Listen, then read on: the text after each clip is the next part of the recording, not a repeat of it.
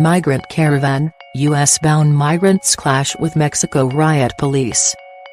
Hundreds of migrants traveling across Central America in a mass caravan to the U.S. have tried to breach Mexico's southern border and enter the country. Some migrants broke through Guatemalan border fences but then clashed with Mexican riot police in no man's land. On Friday, U.S. President Donald Trump thanked Mexico for holding back the migrants from crossing into the U.S. The migrants, mostly from Honduras, say they are fleeing violence and poverty, and include women and children. President Trump, who has threatened to close down the U.S. border, said the military would be called upon if needed. "They might as well turn back, they're not coming into this country," he told reporters on Friday. After talks on border security in Mexico, Secretary of State Mike Pompeo said the situation was reaching a moment of crisis. What happened on the border? Hundreds of Central American migrants broke through barriers on a bridge which crosses the river border between Guatemala and Mexico. Dozens of Mexican police in riot gear reportedly fired tear gas to force them to retreat into no man's land after being attacked with stones. A number of migrants jumped into the Suchiate River to reach rafts, while others either turned back towards Guatemala or simply sat down on the bridge.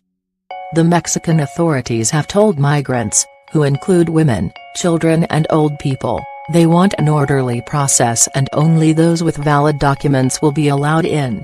On Thursday, Mr. Trump thanked Mexico in a tweet for the decision to send hundreds of police officers to meet the migrant caravan at the border.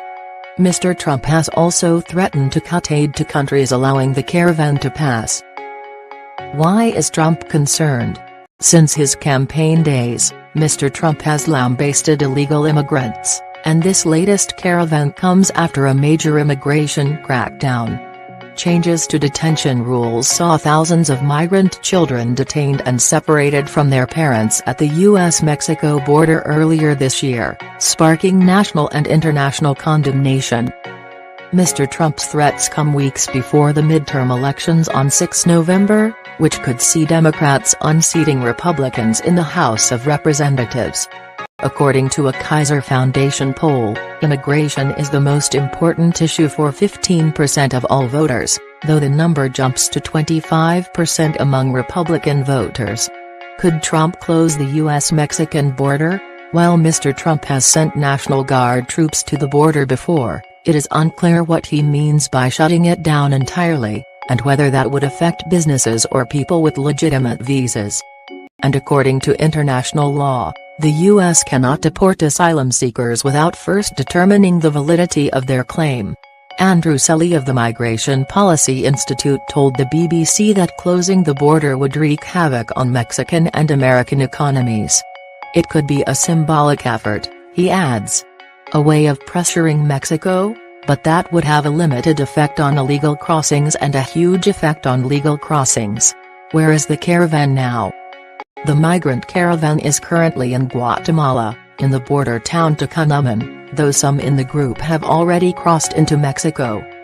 Their journey of nearly 2,800 miles, 4,500 kilometers, mostly on foot, began in San Pedro Sula, Honduras, last Friday. What will happen to the people? Mexican officials have said that those without papers would have to apply for refugee status or turn back. The Associated Press news agency says many migrants do not have passports and have been using national ID cards, which allow them to travel within Central America. Mexico, however, requires a passport at entry. Human rights groups have criticized the U.S. and Mexican response to the caravan. Erica Guevara Rosas of Amnesty International said in a statement, "These families deserve dignity and respect to ensure that no one is illegally returned to situations where they could risk serious harm due to violence." Mexican President-elect Andrés Manuel López Obrador has promised to offer work visas to Central Americans when he takes office in December. Mr. Selly said Mexico would try to defuse the crisis the same way they did with the last migrant caravan, by giving some people legal status or the chance to apply for asylum and deporting others.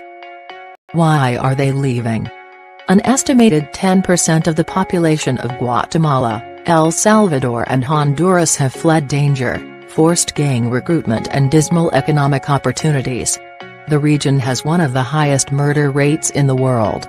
The UN reported murder rates in 2015 in Honduras standing at 63.75 deaths per 100,000 and El Salvador at 108.64 deaths. Jari Dixon, an opposition politician in Honduras, tweeted on Monday that the caravan was not seeking the American dream but fleeing the Honduras nightmare. In a statement on Tuesday, Honduras Foreign Ministry urged its citizens to not let themselves be used by a movement that is clearly political and seeks to disrupt the governability, stability and peace. Voices from the caravan.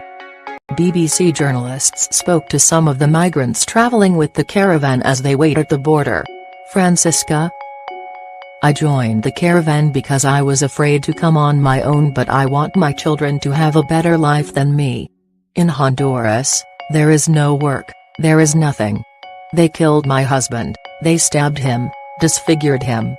I call on the US and Mexico to help us, because I am not a woman who needs handouts. God is going to soften Trump's hard heart. Maria: I am from Potrero, Cortes, Honduras. Only God knows where we will end up. I have a husband, but it's almost as if I don't have one. I have 4 children, 2 in Honduras and 2 that I brought with me. If the Honduran president was more responsible, there wouldn't be so much immigration, but there are no jobs. The violence stays the same. Trump is saying that if there are immigrants crossing into the US, they'll send us back to Honduras. What have we ever done to him? He should be happy because we're going to work.